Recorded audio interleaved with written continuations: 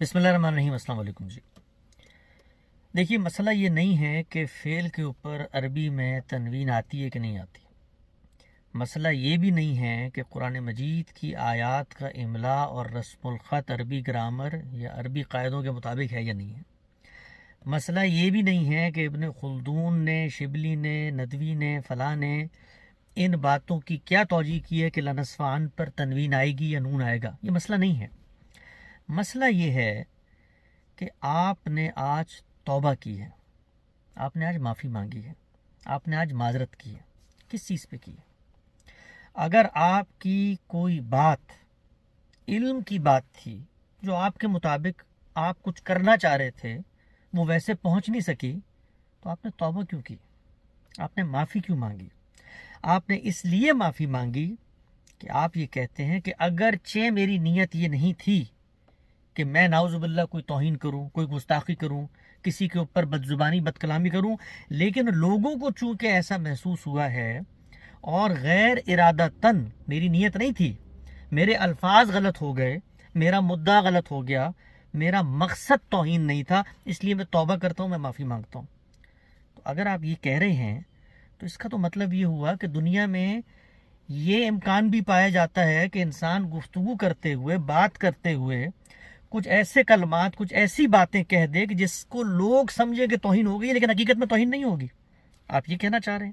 اگر آپ یہ کہنا چاہ رہے ہیں تو ذرا بتائیے، یہ آپ اس وقت کیوں نہیں کہتے تھے کہ جس وقت ہم لوگ آپ کو آ کر یہ بتاتے تھے کہ یہ معصوم لوگ، یہ جنید حفیظ، یہ آسیہ بی بی، یہ سلمان تاثیر، یہ مشال خان، یہ لوگ جب انسانوں کی حیثیت میں گفتگو کرتے ہیں اور ان کے منہ سے کوئی کلمہ نکل جاتا ہے اور اس کو آپ گستاخی پر محمول کرتے ہیں، تو ان کو موقع دو وضاحت کا، ان کو بات کرنے دو، یہ بتائیں گے کہ نہیں، میرا تو ارادہ یہ نہیں تھا، میں تو کینیڈا اور کیلگری میں اللہ اور اللہ کے رسول کی بات کرنے آیا ہوں۔ تو مشال خان نے کیا یہ کہا تھا کہ میں نعوذ باللہ رسول اللہ کی توہین کرنے آیا ہوں؟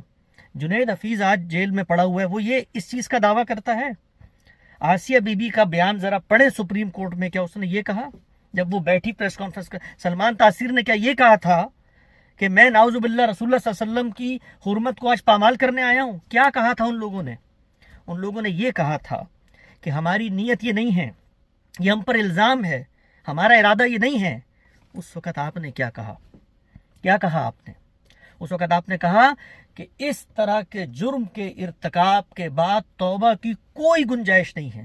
بھائی گنجائش نہیں ہے تو کس چیز کی توبہ کر رہے ہیں آپ؟ کس چیز پر معذرت کر رہے ہیں آپ؟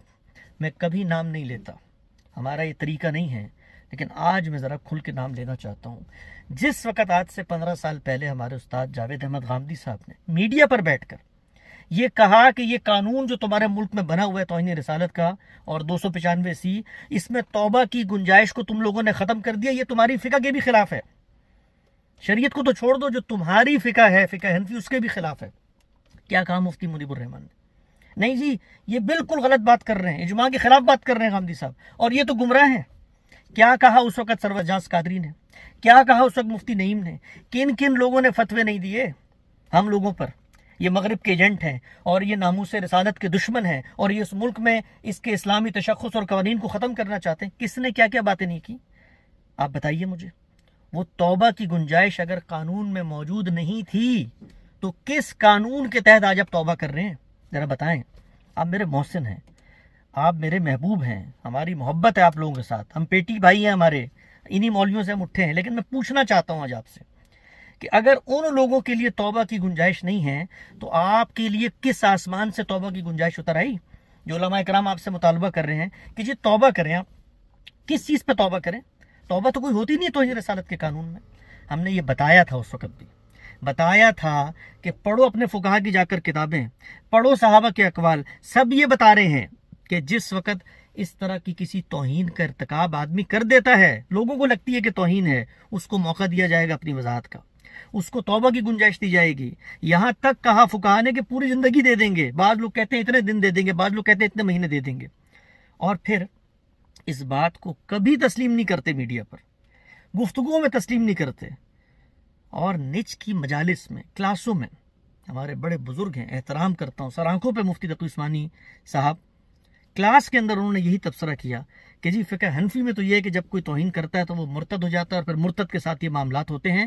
تو جو بات ہم کر رہے ہیں پچھلے 15 سال سے وہ تو کبھی سمجھ میں نہیں آئی, اس کو تو کبھی قبول نہیں کیا گیا. لیکن آج گھر پہ بات آئی ہے تو جی میں توبہ کرتا ہوں. کس چیز کی توبہ کرتے ہیں آپ؟